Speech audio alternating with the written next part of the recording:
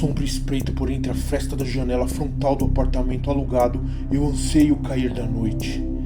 Do outro lado da rua, e alvo de minha curiosidade, jaz a residência de um suposto grupo de pessoas que venho a observar.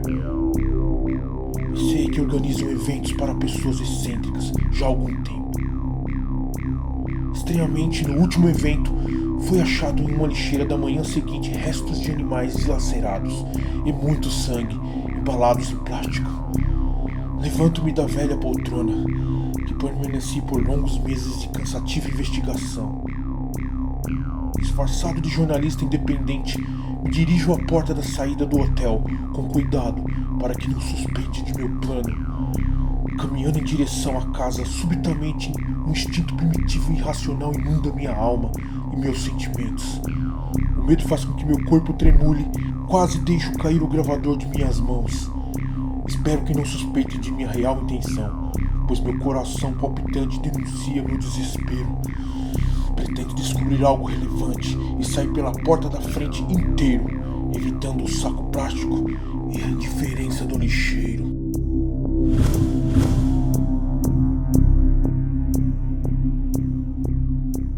Que foi o início chamado Projeto Medo?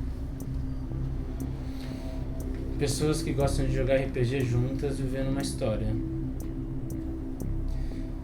Acho que começou muito através de outras pessoas que queriam desenvolver um live action, que queriam contar uma história coletiva.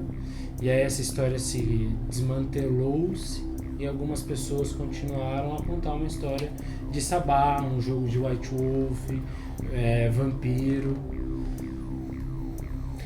Está muito vinculado à disponibilidade, assim. Acho que o Projeto Medo ele foi um lugar de provação de disponibilidade.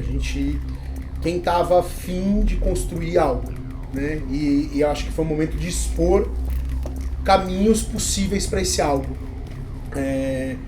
E aí o que eu acho é que ele é um lugar muito, para mim, que fala muito de disponibilidade e afim, sabe? Pessoas que estão afim de fazer algo. Então foi um momento de reunir essas pessoas. Isso foi o Projeto Medo.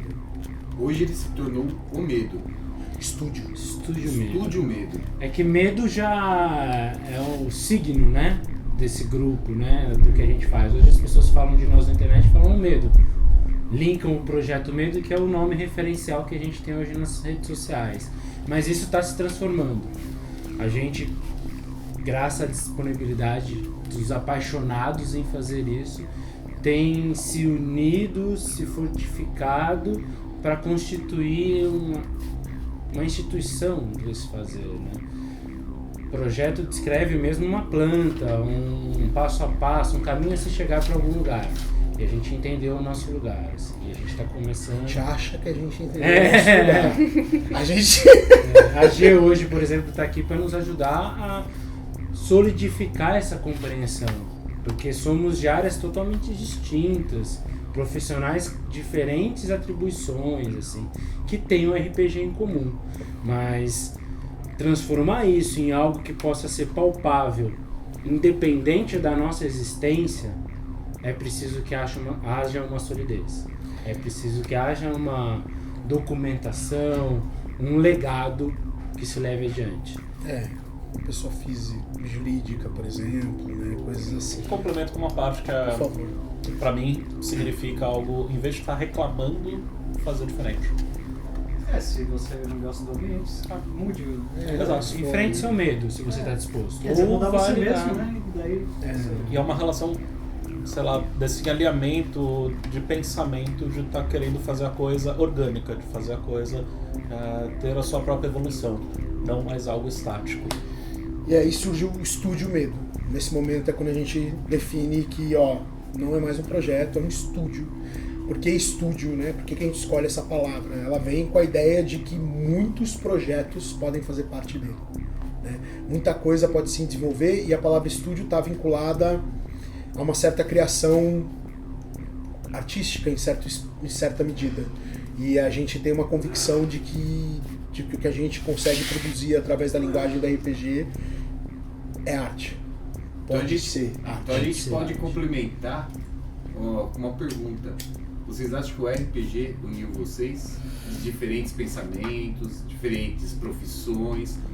Ou Sem não? dúvida, eu nem Sem sombra de conheceria essas dúvida. pessoas se não jogasse RPG. A gente é apaixonado pelo jogo, acaba buscando uma mesa nova, um grupo que vai contar uma história que é interessante para brincar, etc. Então, eu acho que a pessoa aqui do grupo que eu conheço há mais tempo é o Lince. A gente jogava um live chamado Passárgada, acho que foi lá que eu conheci. Saudoso Passárgada. Mas de modo mais presente, a gente jogou muito junto lá várias vezes. Depois eu conheci o Ivan no live do Ópera das Vaidades. Ele disse que a gente já se viu em outros lives, mas ele disse que já jogou Passárgada. Jogou. Joguei. Viu? Foi algumas eras depois da nossa interação. Mas ele fazia parte do time Budapeste. E a G eu conheci no Medo. A G eu conheci porque ela veio jogar aqui com a gente. Entrou no projeto. Veio, jogou, fez personagem. Eu tô aqui fazendo a coisa acontecer, mais do que o personagem dela. Quando ela viu, ela já tinha passado. A minha por personagem foi pro spa porque Subiu de tinha nível. que trabalhar com as coisas do projeto e tal. E hoje tá fazendo isso se tornar um estúdio. Ela, assim, ela se colocou por paixão e disponibilidade. Bom, ajudou a gente a revisar o livro, organizar o live, ajudou a gente em vários outros processos além dessa solidificação como estúdio. Mas é exato pela paixão de fazer. Paixão magnética. Nossa, quando a pessoa se conecta a essa paixão, com certeza, né? Vocês perguntaram se juntou a gente, né? E eu acho que o que eu queria responder é: eu espero que junte muitas outras pessoas, como vocês, por exemplo, que estão aqui com a gente hoje. Isso é graças a toda essa paixão que a gente tem pelo RPG. A gente então pode concluir que nem a gente, que vocês falaram que veio já no projeto no Medo, né? No estúdio Medo. Então que a questão do QG, eu pergunto pra você, a temática, isso te atraiu? Foi a temática? O que foi dentro desse processo que te trouxe aqui pra dentro? Bom, vamos lá. Eu vinha muito, tipo, com um amigo meu pra ver como é que era. E eu comecei a me envolver muito pelas histórias que ele me contava. Eu, mais do que jogar, eu gosto muito de ouvir as histórias serem contadas. Eu acho isso incrível. Eu gosto muito de ver as cenas dos outros. Eu gosto de ficar sentada ali, tipo, nossa, olha isso, sabe? E é uma coisa que eu tenho muito, muito prazer em fazer. Às vezes mais do que jogar mesmo. E aí eu vim pra cá exatamente por isso. Porque as histórias eram incríveis, assim. Eu falava, putz, olha que legal isso que tá acontecendo e tal. E foi isso que me fez ficar, na verdade. Porque era uma coisa muito... Seria uma coisa muito transitória pra mim. Vim aqui algumas vezes com meu amigo e tal, conheci pessoas legais, mas... Então foi a maneira de contar a história. Mas a maneira como eu vi as coisas acontecerem aqui era muito legal. Então a gente pode colocar que a visão de temática de vocês que começaram com o Medo, né? Com um projeto que virou o Estúdio Medo, qual que é essa visão real mesmo que vocês têm, que vocês estão passaram para ela? Cara, as histórias podem ser contadas por todos e o RPG tem que crescer e expandir. A gente acredita nisso, acho que é o que o Ivan falou. Ele nos conectou e a gente quer que conecte a mais gente. Eu sempre conduzi essa história, trabalhei essa trama para que ela fosse expansível, para que ela crescesse diante das relações com as pessoas. E aí eu busquei não colocar paredes. Você tem alguém para trazer, para somar nessa trama? Foi daí que a gente saiu de 2 jogadores para 15 jogadores. Foi, traz aí, vamos contar essa história, vamos somar nesse time, vamos explorar esse cenário. Porque ainda que eu tenha o mundo concebido da narrativa ali, da condução da trama, eu sempre o deixei de forma elástica e mutável. Aberta, né? Aberta, eu nunca fui... Chama, open source. Open source, total, minha narrativa é total open source, assim. Eu sempre fui a favor, como designer, tanto na minha profissão quanto na narrativa, de que as coisas boas devem ser copiadas. E aí vão ser aperfeiçoadas. Se eu como designer ver que alguém copiou uma peça, eu vejo isso como um elogio, não como uma pena, porque é uma chance de eu fazer melhor até, de eu aperfeiçoar. Então trazer mais pessoas para contar essa história foi uma forma de eu fazer com que ela evoluísse e tomasse outro corpo. A gente tem uma regrinha interna, principalmente para condução, que a gente obviamente tenta transmutar sempre para os nossos participantes, né, jogadores, sei lá como vocês querem chamar, mas que é a regrinha do sim e do não, né? A gente não usa não, nunca. A gente sempre usa sim e sim mas. Então assim, se foi dado um sim, não tem como você dizer não para aquele sim, porque aquele sim a partir do momento existe. Se alguém vem e prolifera e faz e executa algo, aquilo é dado, e aquilo, a única coisa que pode acontecer é aquilo se transformar. Aquilo deixar de existir e ser negado, não mais. Não existe um não. Então só existe o sim e o sim mas. Quando o Henrique fala de elasticidade, tá muito nesse lugar, assim, de um jogador vir e propor uma nova realidade em cima daquilo que está se acontecendo e se modelando. E aquilo se transforma. A partir do momento que aquela realidade é dada, o que pode acontecer com ela é que ela se transforme, não que ela mais deixe de existir. Né? Acho que outra coisa também que eu nunca tive essa percepção de personagem apelão e personagem fraco, mais bolinha ou menos bolinha. Então quando alguém vinha, quero construir um personagem, cara, construir um personagem que você vai querer viver uma boa história. Vai ter 400 pontos na ficha ou vai ter 200? Vamos explorar isso. Vamos trabalhar essa relação. E aí as pessoas iam chegando e podiam brincar do que quiser e iam construindo coisas novas. O Lince chegou com o personagem, depois de viver vários conflitos com os personagens dele, criou um conceito que foi o Nikeia, um conceito de jogo que envolveu outros jogadores, eles se juntaram, então vamos ressuscitar esse personagem, fazendo um ritual diferente, compondo um novo clã, uma nova linhagem. E sim, mas, e aí a gente foi jogando, cara. Virou uma história. Virou uma história que abrangeu tipo quase um ano de mesa, se desenvolvendo sobre o Nikeia, como isso interferia no universo, entre a política dos jogadores, etc. Que por vezes não tinha mais nem a relação do Lince como jogador, entende? Nem ele atuando como jogador, e sim outros jogadores atuando sobre isso. Né? Foi natural, a gente até foi natural o Lince virar condutor de trama. Nessa época ele estava jogando ainda, né? E foi natural ele virar condutor de trama por perceber que o volume de acesso era todo, porque todos somos. Quando um jogador tem o vislumbre de que ele tem a capacidade de modular o universo que está à volta dele, ele será que ele só está preso ao objeto, ao personagem? Não mais. E ter essa percepção é muito, nossa, transformadora e libertadora, eu diria. Eu achei libertadora. Eu queria saber por que medo? Por que vocês escolheram esse nome? É uma abreviação, começa assim, né? Começa que o medo que a gente escreve é M.E.D.O. Então, pressupõe uma abreviação, né? Deixa eu continuar aí, brother. A gente estava numa discussão justamente para construir um nome que representasse o que a gente faz. A gente estava com antes BNS Project, porque a gente usava o sistema do BNS para contar uma história de vampiro e sabá. E era isso aí que a gente fazia, ponto. Aí num dado momento a gente viu que a gente não estava só usando o BNS, porque a gente já estava transformando as regras, e que talvez fazer só o vampiro limitasse o nosso fazer. Então a gente chegou nessa discussão, vamos pensar no nome. Aí surgiram várias coisas, né? Nossa, diferentes. brainstorm mal. Várias coisas diferentes. Dias de brainstorm. Exato, foi numa hora. Foi um tempão. Aí num certo dia o Ivan mandou a abreviação M.E.D.O. explicando o que significa cada uma das letras. Caraca, incrível, é isso, fechou, vai ser medo. E a gente vai contar? Nunca vamos contar o que significa cada uma. Porque o valor é o mistério. O valor é vir com a gente, descobrir o medo, descobrir o que é, contar uma história. Então, o que é medo pra você? Essa que é. O medo pra nós é esse conjunto de construção. Mas o que é medo para cada uma das pessoas que vem para cá? É justamente para que suscite também, tenha um significado. A gente desenhou isso com um significado. Mas esse significado também é mutável para nós.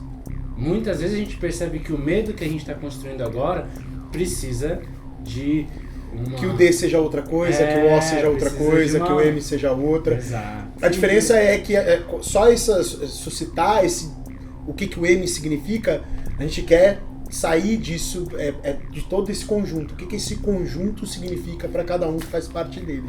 Tirar Né? a caixa, né? E aí coube muito bem.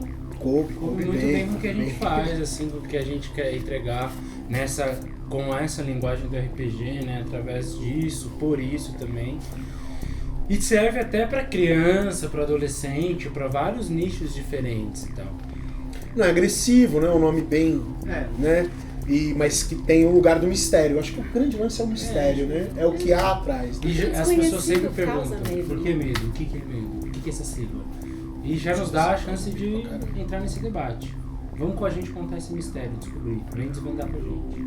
Acho que já ganhamos vários pontos só com essa história que a gente pode contar. E pelo que assim, o RPG contar história, você explora o medo, né? Muito, de diversas muito, formas. Muito. Eu sempre tive, na minha condição de trama, eu sempre tive muito essa característica de buscar o sentimento da angústia, de buscar uma lida com um desafio muito intenso, para que o prazer viesse da superação, de vencer as dificuldades e aí você, conseguir. Foi pesaroso chegar até lá, mas quando a conquista é palpável, ela fica muito mais prazerosa de se sentir. E como incentivar, né? A gente na narrativa tem um lugar que a gente busca, assim, que é o lugar, acho que é o lugar mais duro, que é como incentivar a superação da frustração, né? Porque isso que o Henrique coloca de sempre tem um desafio, você sempre tem um desafio, e aí você termina o desafio e tem outro desafio. Cara, por vezes a barreira, ela pro participante sempre tem um lugar da frustração, do tipo, nossa, eu não consigo nunca chegar a salvar a donzela do dragão em cima da torre. Sempre vai ter uma ponte faltando, sempre vai ter, enfim, um desafio que eu tenho que sempre... E aí a gente, acho que mais vezes, ultimamente, a gente tem lidado com o lugar da frustração desses indivíduos. E é muito legal chegar nele, cara, é muito legal, tem sido muito... A gente tem adquirido experiências fantásticas. É óbvio que se o volume da frustração é muito alto, a tendência é sempre a fuga, né? A pessoa vai chegar num momento de frustração e de, não consigo me deparar com isso de novo e tal, eu não quero mais lidar com isso, eu opto pela fuga. E a gente tem percebido que, dependendo do volume que você entrega de frustração, aquilo é um lugar de alimento, sabe? A pessoa consegue ver a frustração e falar, não, eu preciso apaziguá-la. Cara, isso é o que é, pra mim, a frustração é a engrenagem dentro do medo que gera histórias e cada vez mais histórias, sabe? E é difícil chegar no volume ideal, mas tem funcionado bem. Você pode, né? Claro. Acabar. Tocando gatilhos muito sensíveis na pessoa, né? sim. Mas é um debate que a gente sempre se preocupa. A gente tem um código de conduta que a gente busca sempre atender. A gente, por exemplo, no nosso LARP, no Live Action, a gente se preocupou em fazer um workshop de segurança, ensinar para as pessoas até códigos que elas podem fazer para dizer, opa, para mim aqui chega. Aqui você tocou numa parte do meu emocional, do meu físico, que eu não quero lidar. E mostrar a emoção, como isso é responsabilidade de todo mundo envolvido, né? A gente tem um código que é legal até partilhar, porque eu acho que é bacana a gente implementar, mas porque eu acho que é muito importante isso em LARPs, assim, que a gente chama de regulagem. Então, se você tá numa cena onde você se exalta, por exemplo, e começa a gritar, porque é natural, né, gente? Você tá ali, mas você tem um lugar de regulagem. Então esse sinal você faz para a pessoa, tá? Enquanto você tá aqui na cena, não deixe de interpretar, você está interpretando, mas você faz um sinal para ela perguntando, isso aqui é perguntando se está tudo ok. Está tudo ok nessa cena desse volume, do jeito que eu estou fazendo, do jeito que ela está indo, o tom que tá, o tema que eu estou abordando, você está perguntando tudo isso aqui. Se a pessoa fizer menos, é menos, automaticamente. Você vai parar de gritar, você vai mudar o tom, vai mudar a conversa, vai mudar. Porque você tem que lembrar que as pessoas são sempre mais importantes que o jogo. Sempre mais. Né? E aí, se a pessoa tiver dúvida, você também diminui. Você só vai continuar como você tá se a pessoa te der uma afirmativa. Literal. Sabe? Isso é transformador, porque isso você começa a colocar a responsabilidade no intérprete. Aquele que está se propondo a estar na relação tem responsabilidade sobre ela. né? Isso tira daquele lugar do narrador ter responsabilidade sobre tudo. Não é ele, são todos que têm essa responsabilidade. Você tem responsabilidade sobre si e pelo outro. Ambiente de dinâmica. Tem que ser co-criativo, né? A gente construindo junto, a gente chega em melhores lugares, né? Com certeza. Criar um ambiente mais saudável Sim. e menos Menos ácido, dependente né? de... E aí, narrador, que eu posso fazer tal coisa? Sim, Cara, sim. tem vezes que o pessoal consegue estar gerando a cena por si próprios dentro da mecânica e se permitindo a imersão com mais qualidade. Foi uma coisa que a gente viu no LARP que foi muito impressionante, assim. A gente fez acho que 4 horas, não foi? De Foi 4 horas. start e end. E foi muito imersivo. As pessoas se dedicaram a interpretar o personagem. Lógico, a gente cuidou para ter uma área de off onde elas pudessem sair, se alimentar. Com comidas maravilhosas. Comidas maravilhosas. Graças a Deus. E aí dentro do on, era on, as pessoas estavam focadas naquilo. Você vê o vídeo, você vê as fotos. Nas fotos do live dá pra sentir pelas expressões das pessoas o quanto elas estavam vivendo os personagens. E elas se dedicaram a isso porque a gente, em todo momento, a gente fez o workshop de segurança. Na hora de entregar os personagens, vai lá e vive o seu personagem. Brinca, se diverte, você tá livre pra fazer isso nesse espaço. A gente tá com você conduzindo essa história, mas estamos todo mundo junto aqui fazendo isso.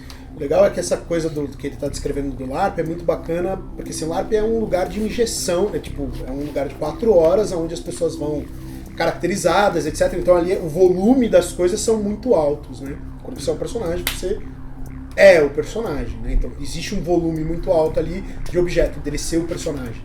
Mas é legal perceber essa mesma imersão dentro de mesas, por exemplo, através da técnica narrativa, sabe? Através da mesma preposição de desenvolvimento. Então, num coletivo onde estamos aqui, né? Aqui nesse ambiente, diversas histórias foram construídas através dessa metodologia de, todo mundo tá junto e todo mundo tem responsabilidade sobre, e jogue o seu jogo, se permita jogar o seu jogo. Todo mundo cria a história, né? Todo mundo... Assim, uma política que eu sempre tive desde o comecinho, lá atrás, quando a gente começou a narrar, o cenário é reativo, não ativo. O cenário espera que você haja para te dar uma resposta.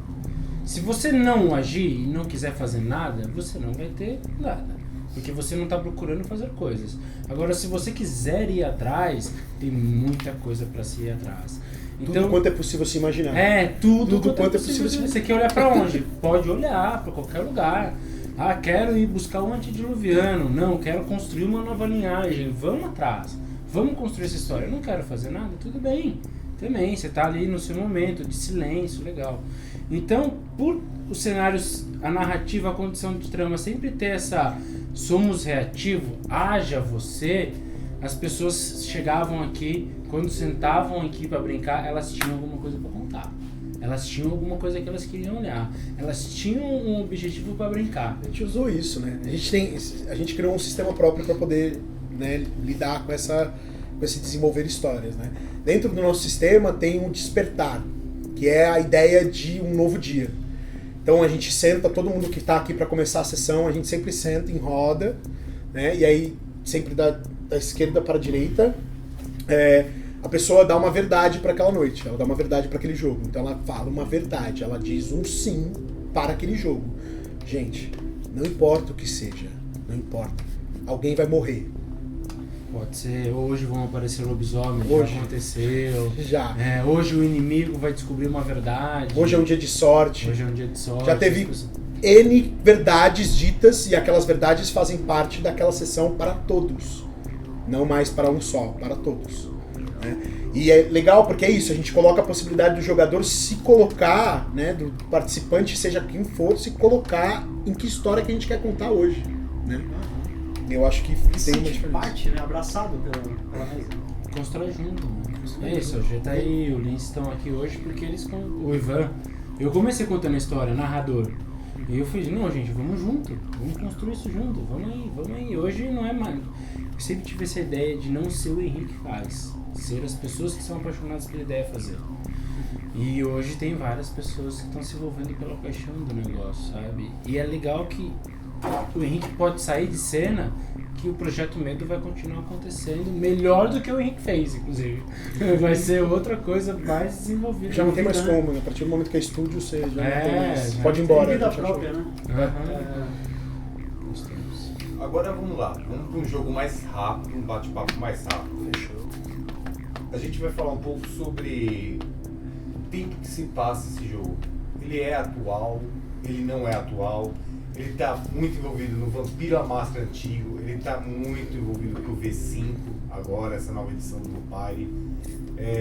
A atualidade em questão de... É 2019 que nós estamos, ou vocês quiserem fazer um pouco mais pro passado, ou tá mais à frente?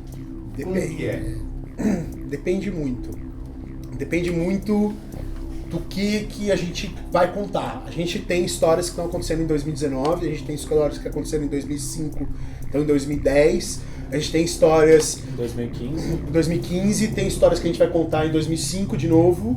Né? O próximo LARP que a gente vai fazer é o fim, chama-se The Last Giovanni, o nome do próximo LARP, o último Giovanni. E a gente vai fazer numa cantina italiana e vai se passar em 2005. Exatamente nessa transição toda do V5 aí, né? A gente vai estar por exemplo, a gente vai estar no ambiente antigo, mas olhando para o ambiente novo. A gente vai falar dessa transição, né? Do que é esse cenário anterior para esse cenário novo. Então, depende de que momento que você quer contar essa história. A gente tem, O Cortejo Fúnebre foi um live one shot que aconteceu historicamente em 2015. Então à noite, por exemplo, quando vocês vão reunir um jogo, à noite então tem um tempo. Tipo, de ano. Por exemplo, eu vou jogar. Vai acontecer hoje, por exemplo. E o que a gente vai... O que você quer? Começa assim, o que você história quer? você quer jogar? que personagem que é o É. seu aí? Conta pra nós. Que história você quer contar? Bom, eu quero fazer um ladrão, um menino de rua que cresceu nas favelas de São Paulo. Você quer contar a história dele como Então, você- menino ou como adulto? Ah, entendi. Você quer contar a história dele hoje? Ele já definiu que cresceu, então já é um É, menino que cresci. cresceu. Então, Certo. cresceu hoje, em 2019? Então vamos contar a Sim, ele história. tem 19 anos em 2019, entendi. É isso, vamos contar contar essa 2019. Quero contar a história de um lorde na Europa que não sei o que, tá. Então vamos fazer um lorde na Europa em 1800 e alguma coisa. E aí a gente busca sempre criar um elo entre todo o cenário que a gente está desenvolvendo. É, esse que é a minha E dúvida. Como que vocês Todo fazem ele isso? tá pautado dentro da White Wolf, tá?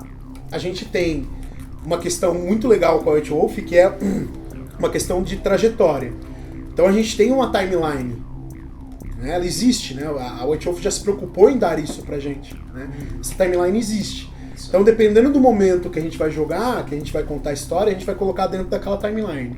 Se a gente for contar dentro do D&D, Forgotten Realms, por exemplo, é um cenário que já me dá uma timeline. Então eu posso contar dentro de qualquer timeline dentro desse cenário. Se a gente for jogar um novo jogo, uma nova proposta intergaláctica, sei lá, a gente... Surgiu recentemente. Surgiu, né? A gente pode fazer outra timeline que talvez esteja desconectada, enfim. É tudo uma questão de como a gente vai contar a história e nas nossas definições. Nossas como condutores de trama, com os jogadores participantes daquele momento. Nós lançamos recentemente o livro War for São Paulo. E ele descreve o período pré-colonização até 2015 em São Paulo.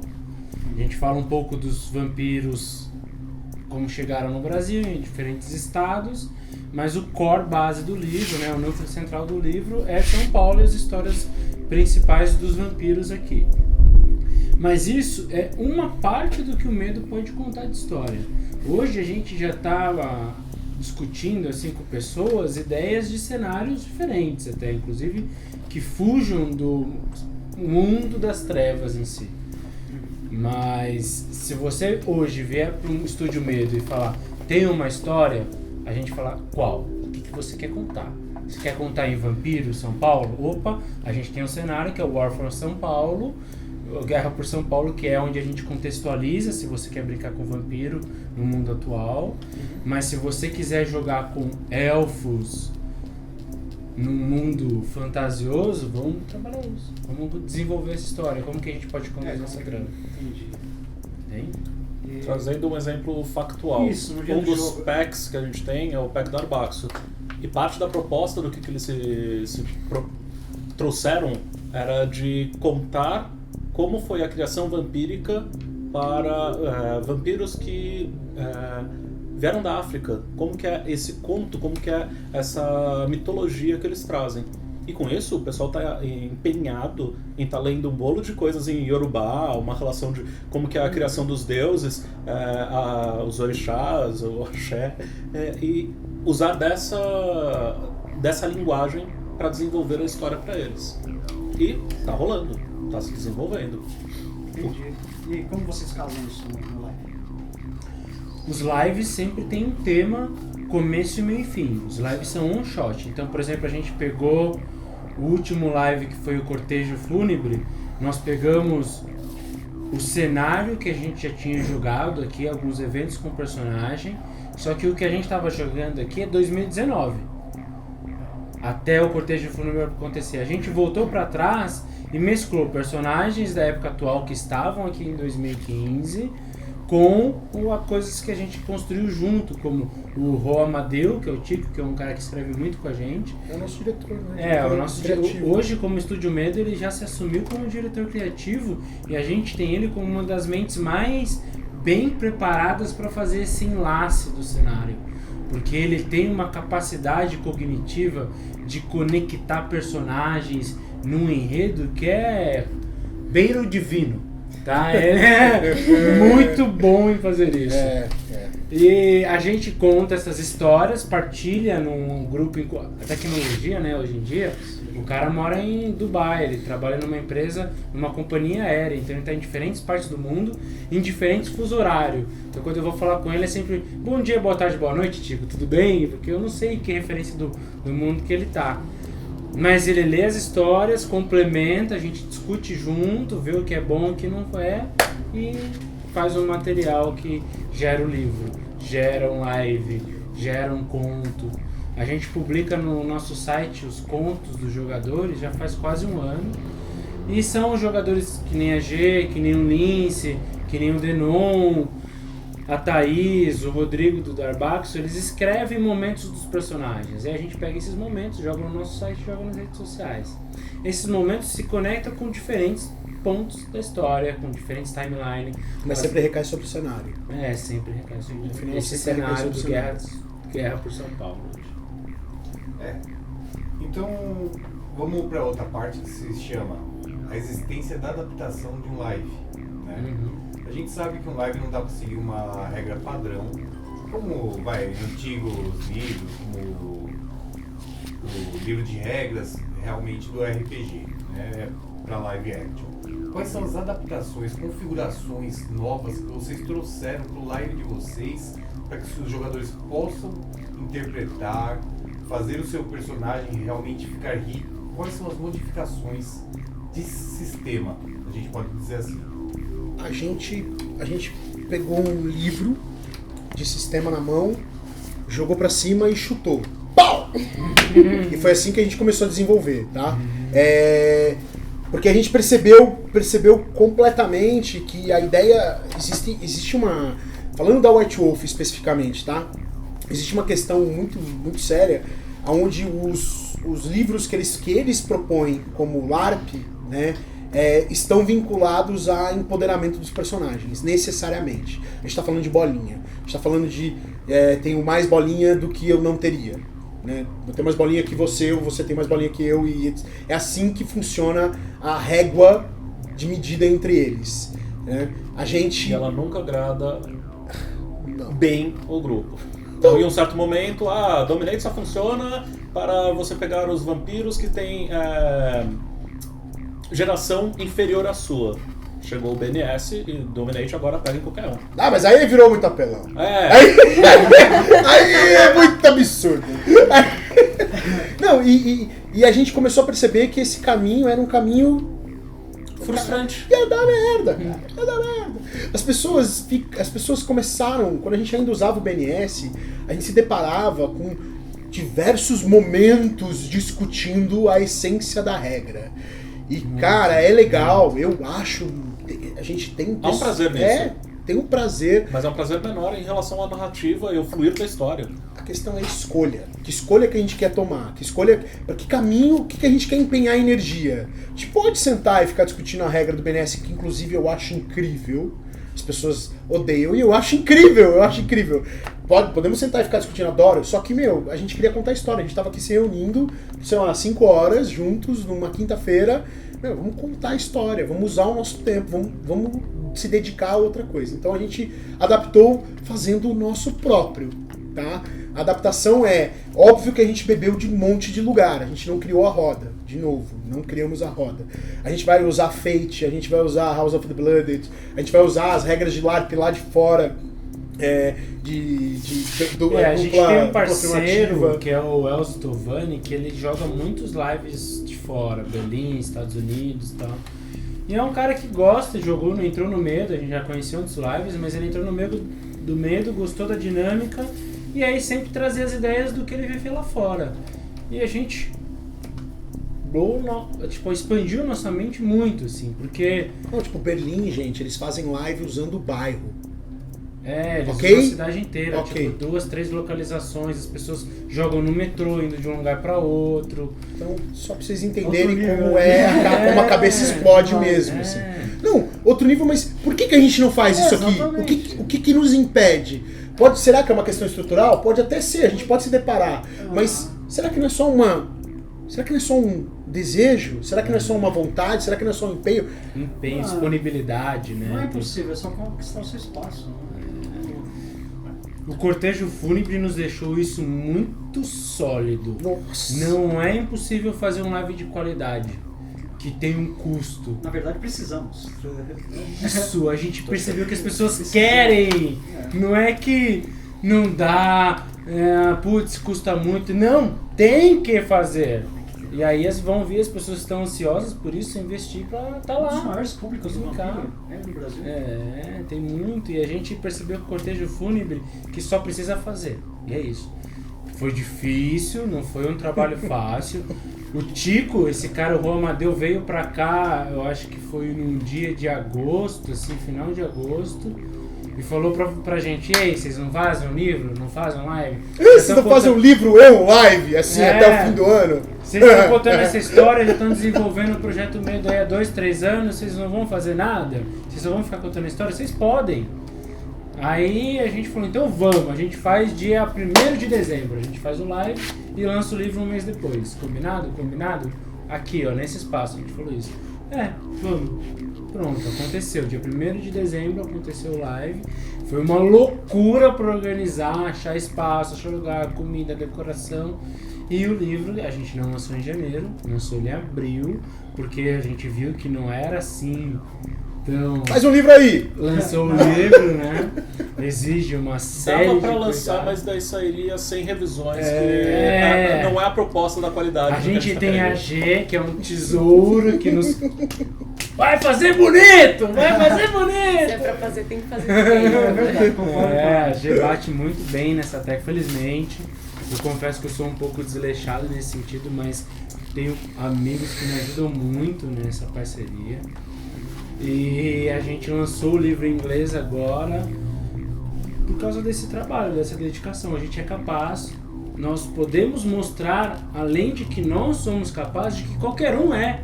A gente não é Deus de fazer nada. Nós somos seres humanos como qualquer um de vocês que pode desenvolver uma história e lançar uma publicação. Pegar esse hobby que é uma delícia, juntar outras pessoas apaixonadas e lançar junto, sabe?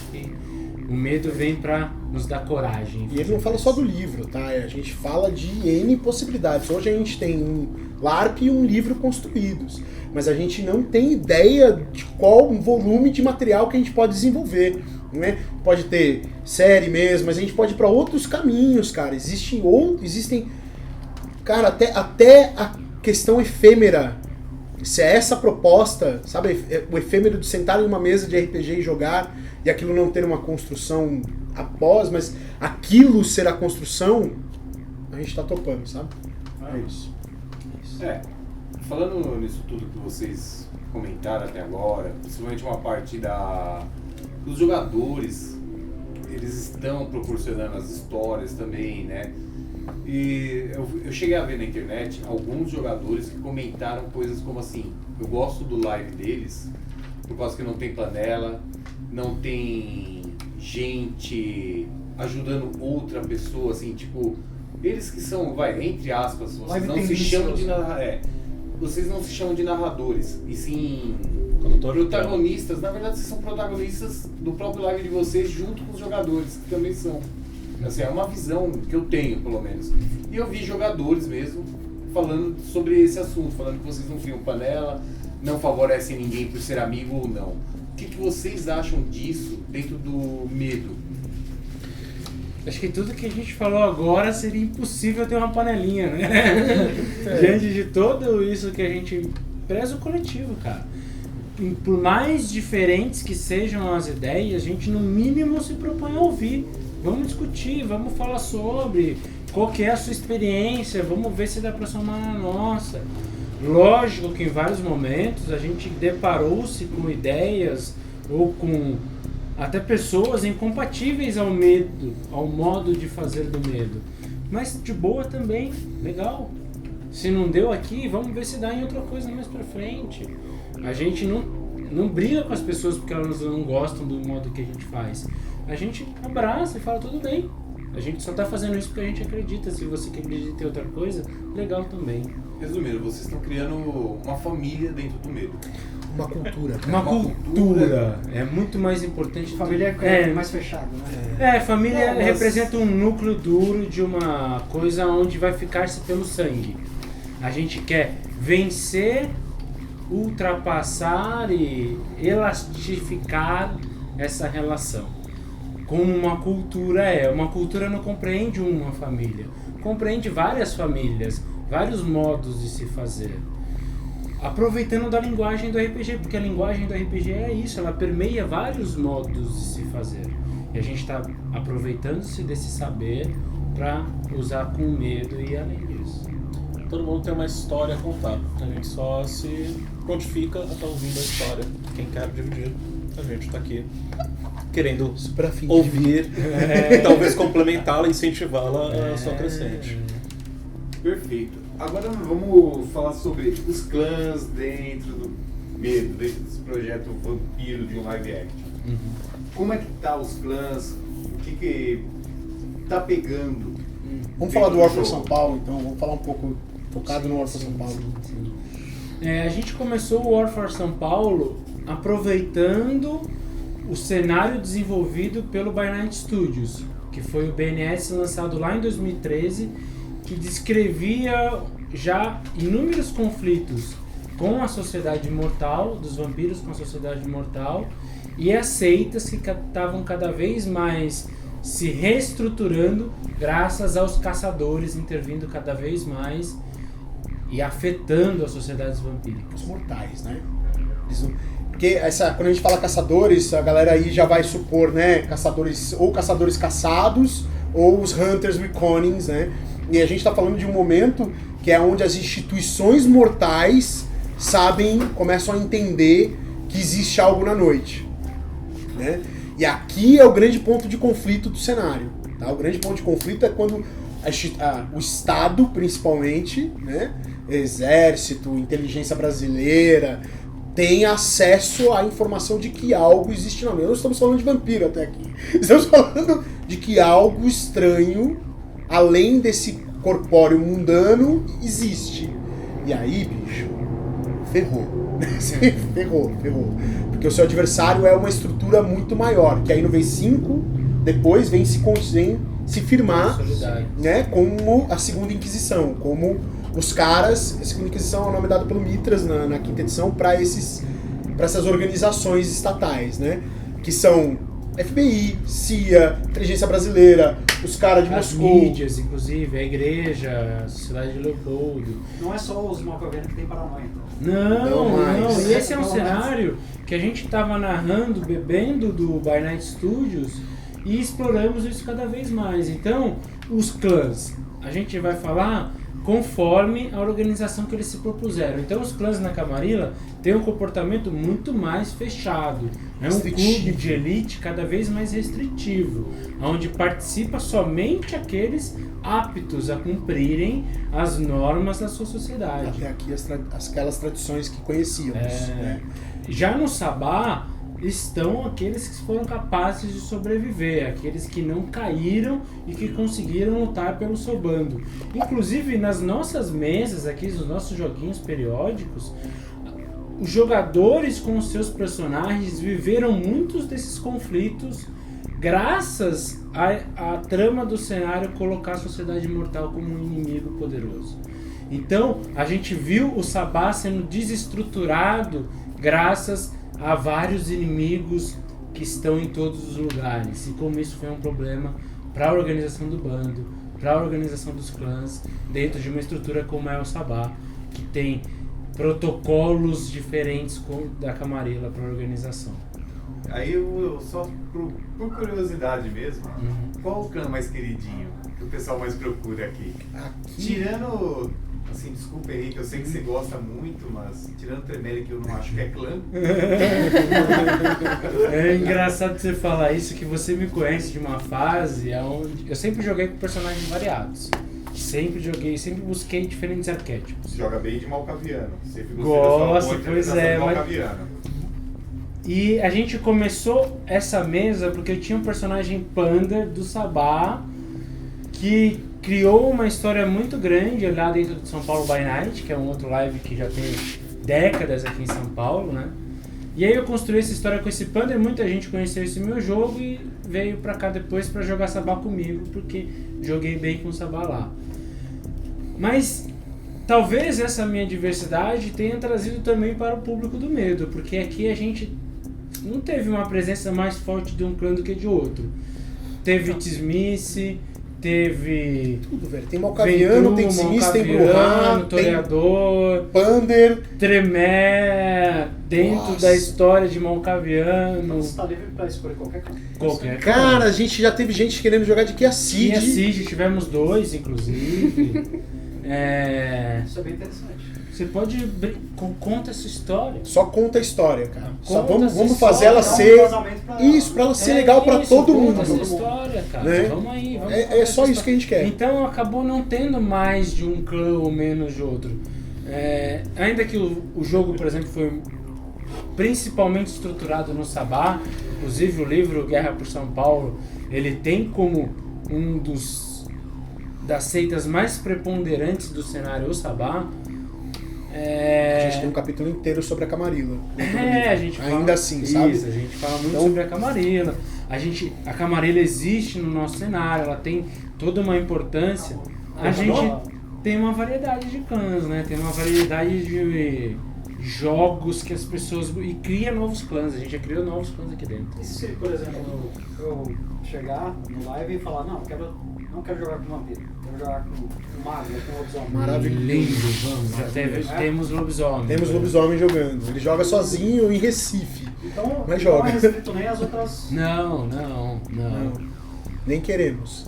Já que a gente abordou esse tema de jogar, criação de outros clãs, lobisomem jogando, como que tá esse mundo do sobrenatural, de outros seres dentro do medo, dentro desse live que vocês ensinaram em si? Tá.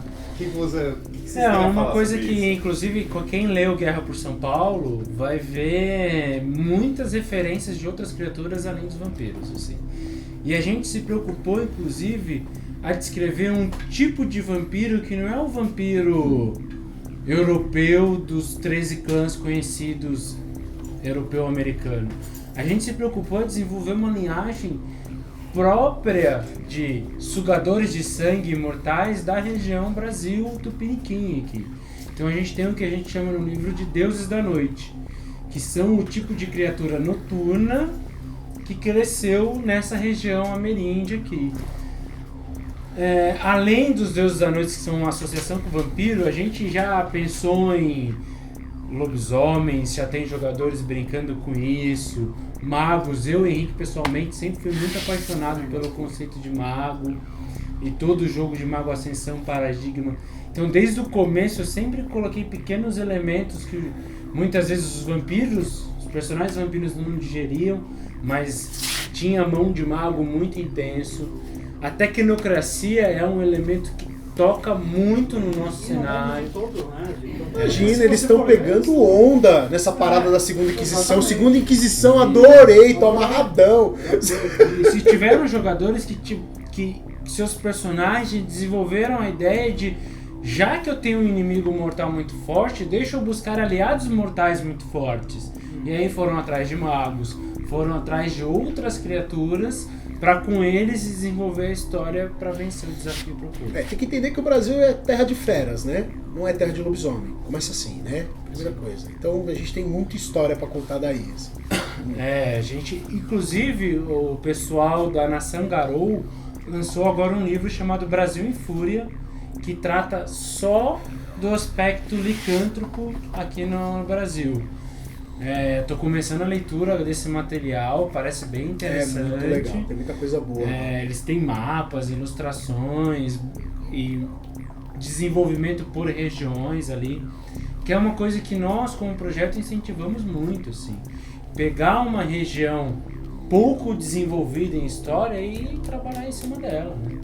Porque é um terreno fértil. Muito fértil, muito fértil. Tem muito material escrito sobre Europa, Estados Unidos, Londres, mas sobre as terras tupiniquins ainda faltam, né? O projeto da Nação Garou aí que eles começaram foi exatamente mesmo para derrubar a visão que a White Wolf passava do Brasil, né?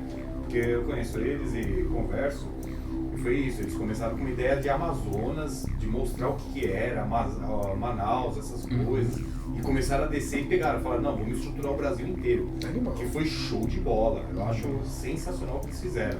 Quebra aquela visão mórbida e ignorante do nosso país para fora, para linguagem de fora do Brasil. É isso, a gente também tem essa preocupação, assim, de vamos falar de vampiro, vamos falar dos clãs, vamos falar da história que o White Wolf já concebeu, vamos, claro, é legal, é uma história rica, cara. É isso, eu jogo RPG desde os 9, vampiro desde os 12 anos de idade, eu sou apaixonado pelo contexto da história deles. Mas a partir daí dá pra gente criar muitas outras coisas. O Ivan começou jogando essa historinha lá atrás como jogador com um personagem que se propunha a ser um vampiro daqui, ou nutrido pelas histórias da cultura regional.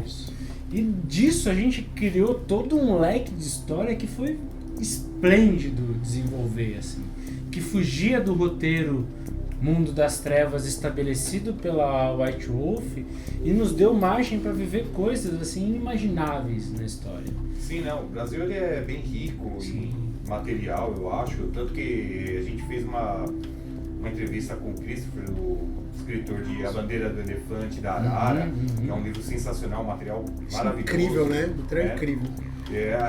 Assim, a gente acabou até ficando amigos, né? E assim, a exploração que ele tem de todo o conteúdo de mitologia nacional e a realidade, né? Aquele Saci Pererê, da história do sítio do Pica-Pau Amarelo, ou a Cuca, são coisas assim incríveis. O Brasil dá para se explorar muito bem. É um trabalho que vocês estão fazendo, né? Também, óbvio. Né? E como também, como vocês citaram da Nação Garou, acho que a RPG está submergindo aqui no Nacional muito bem, né? Assim, e lá no exterior eles dão muito valor disso. Muito, cara. Assim, lançar conteúdo sobre o Brasil vende muito no exterior. As pessoas anseiam em ter informações sobre culturas diferentes. E há poucas publicações fantásticas do Brasil nessa contemporaneidade que a gente vive hoje. Isso sai pouco para fora. Então, a gente beber dessa fonte e lançar para o mundo, tem muito mercado para a gente abraçar aí. Não só isso, eu acho que a gente tem uma responsabilidade de retratar o Brasil de uma forma diversa daquela que é padrão lá fora e mostrar para essas pessoas o que a gente tem aqui e colocar em voga essas ideias que são muitas vezes ignoradas, né? Eu acho que faz parte também da nossa responsabilidade como coletivo. A ignorância vem da falta de informação. Né? Pois é. Tá, a gente é brasileiro, pô, né? Agora sim, a gente tem, por exemplo, falar aqui da crítica, né, que a gente recebeu, que é, a gente optou por lançar o livro em inglês, o primeiro livro. A gente, como já foi dito, vocês percebem que a gente teve um espaço muito curto de tempo para desenvolver o livro, para poder lançar, dado né, aos nossos calendários. Quando a gente decidiu que a gente ia lançar em inglês, a gente optou por escrevê-lo em inglês. Então a gente não tem o livro em português, não é uma questão mais problema. A gente não tem, a gente tem N coisas escritas em português, mas que já passaram por um processo de depuração e revisão, obrigado, que a gente, que já se transformou, já não é mais aquele texto. Então agora a gente está num trabalho de traduzir o texto do inglês para o português. A gente fez isso por uma estratégia comercial, única e somente por uma estratégia comercial. E a gente vai agora trazer para o português e fiquem tranquilos que todo mundo vai ter acesso ao livro de maneira maravilhosa. Se preparem que vem muita coisa boa.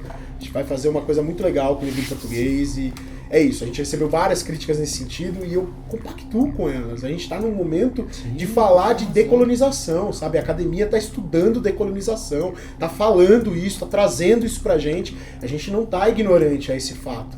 Mas a gente tem que fazer infelizmente, ainda tem escolhas comerciais a serem feitas. E a gente está falando do produto da White Wolf. Né? A White Wolf é uma empresa americana. A White Wolf vai ter acesso através da linguagem deles. Se a gente tivesse feito ele em português, o processo para chegar-se em inglês seria outro, mais danoso até, né? E a gente com certeza não teria depurado o suficiente para que eles vissem a qualidade do material nacional que a gente está produzindo. Cara, é bem legal isso daí. Mas assim, agora vamos abordar uma coisa mais técnica. Como que é o desenvolvimento, a parte técnica do canal? Porque existe uma planilha, não existe? Como que vocês trabalham no desenvolvimento das planilhas, o encaixe das pessoas novas? Porque às vezes tem jogador que pensa, pô, os caras já estão jogando já há um tempo, esse live já existe, pô, vou montar um personagem, de repente eu vou sair fraquinho, não vou conseguir fazer nada. Existem os jogadores que choram, sem relevância, né? Sem relevância. Ele vai se sentir. Como vocês trabalham toda essa parte de desenvolvimento de planilha, do encaixe dessa pessoa, desse novato dentro do live de vocês? Deixa eu explicar. É assim, a gente está falando do produto LARP, né? Que é uma dos caminhos do estúdio hoje, é o live. Como é que a gente trabalha com o live? A gente trabalha com venda de ticket, tá?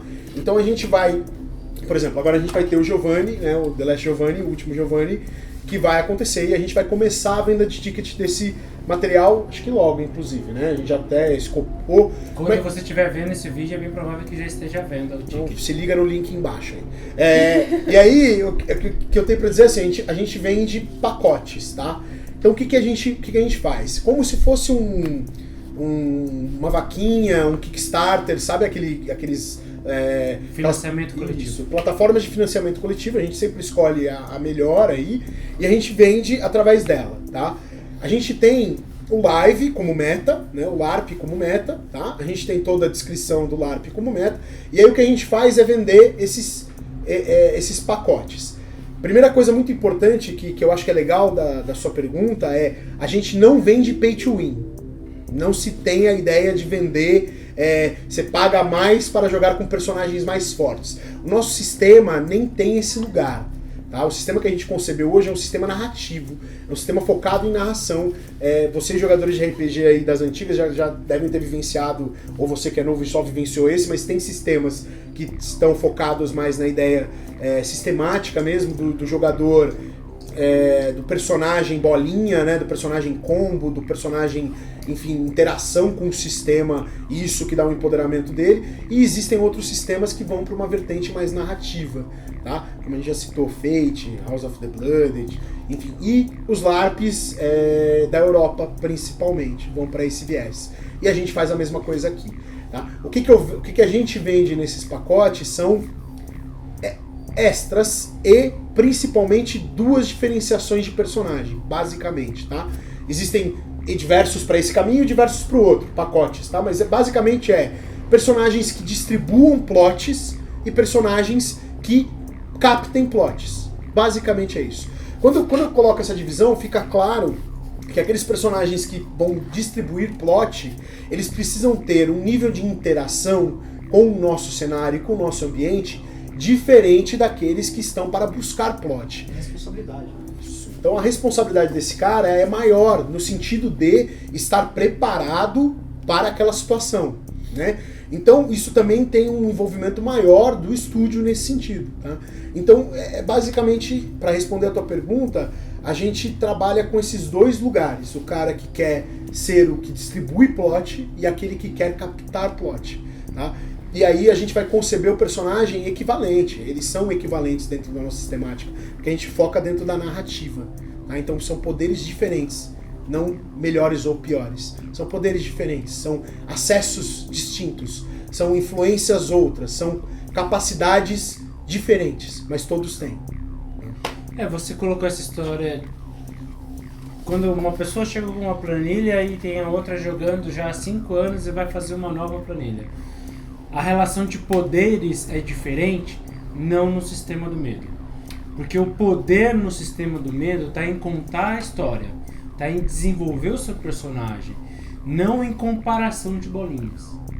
Não é a minha planilha tem mais elementos do que a sua planilha.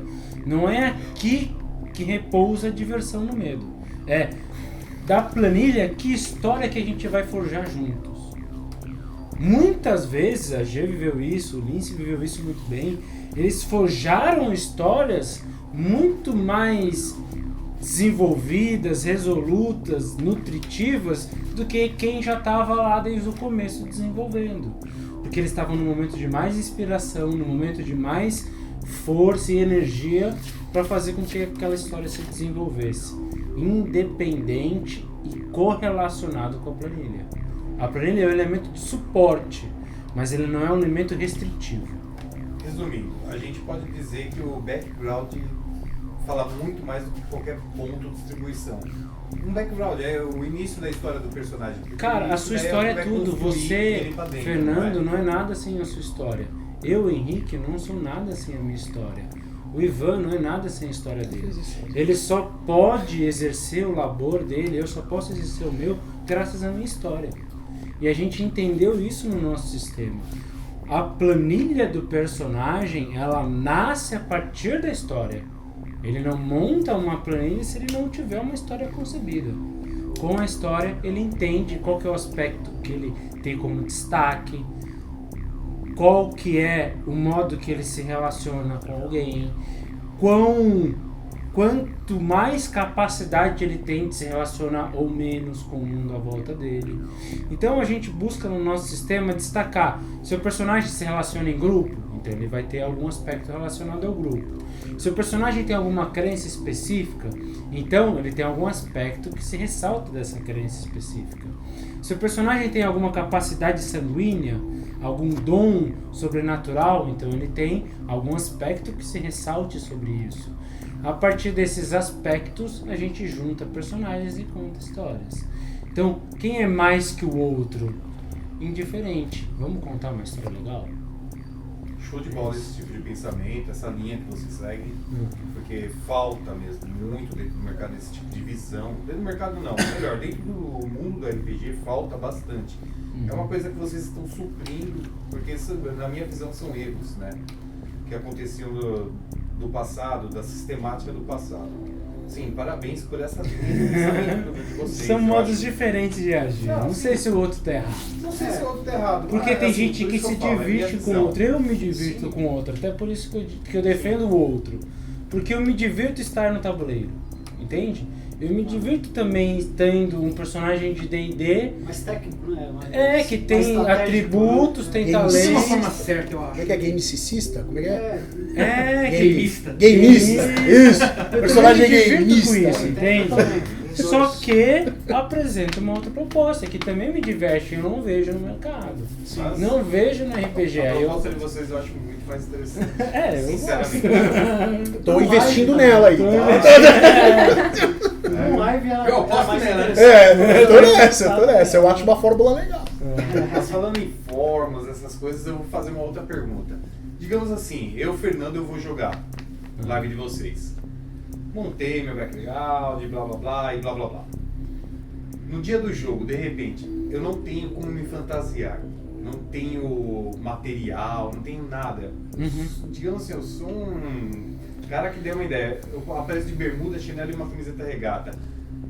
Vocês proibiriam isso? Como é que vocês agem na questão da pessoa e seu personagem? A questão da fantasia que ela vai passar lá dentro para que não quebre o clima. Vocês chegam até a indicar lugar para de repente a pessoa buscar uma fantasia ou não? A gente manda mock-up, cara. Assim, quando a gente monta o seu personagem, a gente manda pra você quais são os tipos de vestimenta que o seu personagem usaria.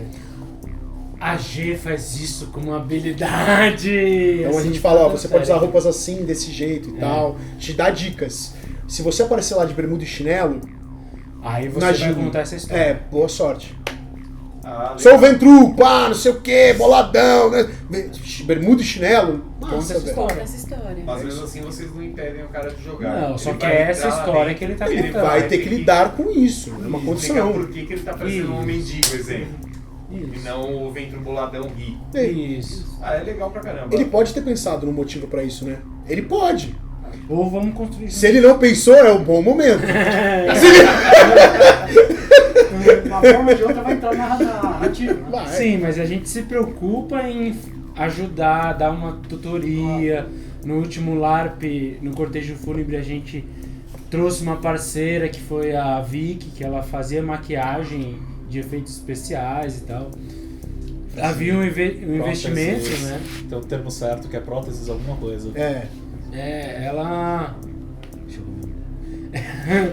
Ela pegou alguns jogadores interessados, né, em colocar esse upgrade na sua aparência. Investiu lá meia hora, uma hora para deixá-los condizentes, mas ainda esses que não investiram na Vicky, também outros vários se preocuparam em maquiar, em botar uma roupa especial, porque todo mundo ali estava conectado nessa ideia. Porque estava todo mundo sintonizado em querer fazer alguma coisa em prol da história. Então, mesmo o cara que foi de bermuda e chinelo, ele falou, meu personagem tá assim, vamos contar essa história? Entendi. Porque tava Tá todo antes, mundo essa nessa decisão vai ser energia. tomada antes. Ela não vai ser tomada no dia, eu vou de bermuda e chinelo. Não, esse cara vai ter tomado essa decisão antes. Entendeu? Ele vai saber onde ele tá lidando, onde ele tá pisando. Aí Ele a vai gente saber. dá o respaldo pra essa pessoa poder pensar nisso antes, se planejar, se organizar e tudo mais, né? E aí ela provavelmente vai ter tomado essa decisão com antecedência. Vai. É bem interessante, é bem legal mesmo. Manda aí, velho. Como que vocês fazem a ambientação do lugar? Como que vocês colocam o clima no lugar? Bom, eu sou designer de interiores. Ah, legal. Né? Temos uma profissional aqui. Profissional, diga-se de passagem. E aí, na verdade, eu sempre tomei meio como hobby meu fazer decoração de festa, essas coisas, sabe? Eu fazia, fazer meu aniversário, fazer um negócio. Então eu sempre gostei muito de fazer essas coisas, né? Na hora que eu cheguei para conversar com ele sobre fazer uma ambientação para esse LARP, foi uma coisa meio...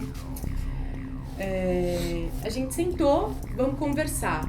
O Henrique chegou pra mim e falou assim, eu quero sangue, eu quero tripas, eu quero isso, eu quero aquilo. E Da hora, não é? eu sou uma viabilizadora, né? Então se você fala pra mim que você quer sangue e tripas, Produtora. teremos sangue e tripas. Isso, só que aí a gente resolveu escolher uma casa de 1920, A gente chiquérrima. escolheu uma casa muito, Toda muito mobiliada. fina, que por sorte tinha uma edícula atrás que estava abandonada. A edícula não tinha nada dentro. Eu falei, então se você quer sangue e tripas, E esse é o lugar. você terá, né? Então, o planejamento basicamente foi um diálogo que a gente teve, né? Eu fiz alguns sketches do que eu achava que a gente podia fazer nos Visitamos espaços o e lugar tal. antes, né? Obviamente que a gente visitou o lugar antes, conheceu tudo ali. E aí eu comecei a viabilizar isso, né? Então, sangue e tripas, vamos colocar plástico no ambiente inteiro pra gente não sujar a casa que a gente tá alugando, né? E facilita depois para limpar e tal. Então a gente pensou muito em soluções práticas, né? Mas principalmente em criar uma ambientação que realmente desse a sensação daquilo que a gente queria passar, né? A imersão, né, do jogador. A gente queria causar essa imersão, né? Então o mais importante era isso. O melhor elogio que eu recebi foi uma das jogadoras virou pra mim e falou assim: eu não consegui ficar sozinha lá dentro. Foi o melhor elogio e o elogio mais estranho que uma designer de interiores vai receber na vida, né? Com certeza. E a gente tem uma preocupação também de o lugar conta a história. Então, se a gente vai fazer um live Giovanni agora, a gente vai fazer uma macarronada e todo mundo vai comer, então tem que ser dentro de uma cantina italiana. Então não é fixo, é sempre em algum lugar. Sempre, a gente sempre muda. O lugar Isso é conta a mais legal história. ainda. O lugar tem que fazer parte. Não dá pra gente achar um lugar fixo ali. Vamos fazer sempre nesse galpão aqui. Mas peraí, se você quiser contar uma história da Camarilla, como é que a gente vai fazer? Vai ter que encaixar no galpão. O galpão vai ter que fazer parte da história. Como é que a gente vai encaixar esse galpão? Talvez seja uma boa ideia a gente procurar um outro tipo de lugar pra gente fazer também. E isso é uma coisa muito importante. O lugar que a gente tá, ele é muito importante. Às vezes até mais do que a própria decoração, porque se você estiver num lugar que não é condizente com aquilo, não tem decoração que vai resolver. Com certeza, genial. Não, a gente teve que tirar coisa, cara. A casa é uma casa invadida pelo Sabá, né, nesse cortejo fúnebre. Então o Sabá tinha invadido aquela casa, aquilo era uma casa da Camarilla anteriormente, que inclusive a gente vai um dia contar a história daquela casa em um outro LARP. A história da Camarilla naquela casa. Mas aquela casa foi invadida pelo Sabá. A gente tirou coisas. A gente meteu um caixão. A gente meteu um caixão no meio da sala, onde ficavam os prataria da casa. Não, mas onde que tá dentro do caixão a gente colocou as cinzas, os pedaços de corpo. Os pedaços de corpos que sobrou do carniça. Do arcebispo dele. Que é o arcebispo de São Paulo, o ex-arcebispo de São Paulo. E, então assim, a gente tirou. Então, o ambiente, cara, vem do lugar e, obviamente, aí do trabalho de decoração da nossa maravilhosa Georgia. Mas foi. Acho que com isso, assim, uma das lições riquíssimas que o projeto teve é essa atuação coletiva nos diferentes aspectos. Eu não quis abraçar tudo para fazer sozinho. Eu fui, gente, cuida disso, cuida daquilo, vamos junto construir. Eu tive a ideia maravilhosa de fazer patezinho no pão. A G falou: Henrique, vai para aquele lugar que eu vou fazer uma comida muito mais gostosa e vai ser melhor para todo mundo. E as pessoas olhavam, assim, ela teve 1 hora para fazer a decoração, a mesa de comida, preparar o ambiente, tirar tudo, e a gente começou a live. E as pessoas olhavam para a mesa e tiravam foto para a mesa de comida, porque além de ter comidas saborosas, estava muito bem arrumada. Se fosse o Henrique, ia ter fandangos e deu. Doritos. Come aí, galera. Doritos. Tem uma coisa. Doritos é proibido no LARP. Doritos é proibido. É uma das nossas regras. É uma das regras. E aí a G veio e falou: não vai ser, eu vou assumir a bronca e a gente vai fazer alguma coisa melhor. A gente vai entregar uma coisa de qualidade para quem tá lá. Então, essa busca pela qualidade é por todos que estão no projeto. Todo mundo que tá atuando com a gente quer se divertir bem, quer se divertir de um modo gostoso. E aí isso vai passando para os jogadores, para os participantes. Quando eles vêm com a gente, eles querem fazer a coisa bem feita. E aí vai todo mundo brincar e se divertir junto. Então foi uma experiência. O Cortejo Fúnebre foi uma experiência incrível, que deu vez pro Guerra de São Paulo, que também foi uma experiência fabulosa e que já está dando vez para várias outras coisas que estão acontecendo esse ano. Muito legal, muito legal. Eu quero dar o parabéns para vocês. É um projeto que eu já tenho, como eu já falei, acho que até no começo, um projeto que eu já acompanho de vocês, porque eu já conheci o Henrique há muito mais tempo, né? E via ele fazendo as publicações, né? Compartilhando no Facebook, essas coisas. É um projeto que eu achei muito, muito legal. Parabéns mesmo, de verdade. É um live diferenciado aqui no Brasil. Não é um live que coexiste, eu posso dizer, já coexista outro live. De verdade, é uma galera muito gente boa, né? Que vocês se reuniram. E parabéns. Parabéns pelo live de vocês. É um show de bola e obrigado por vocês concederem essa. Venham pro entrevista Estúdio pro Medo nosso também, canal. vocês. Né? De verdade. Venham pro Estúdio Medo, tragam seus personagens, tragam suas histórias, vamos contar. E se preparem, em outubro teremos o Last Giovanni, nosso próximo live. Próximo live. Falando nisso, o próximo live de vocês, presencial, com a galera toda interpretando, vai ser?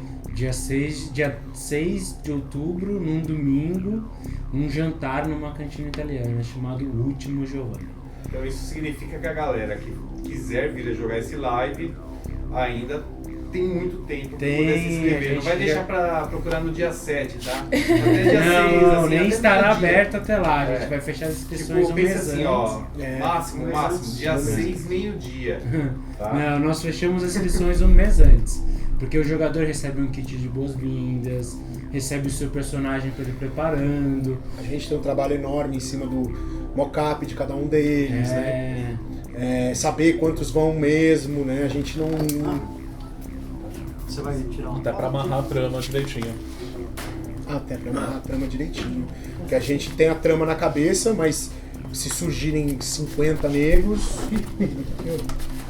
surgiram 50 negros, aí a gente vai ter que lidar com isso. Então é isso, gente. A gente vai finalizando aqui.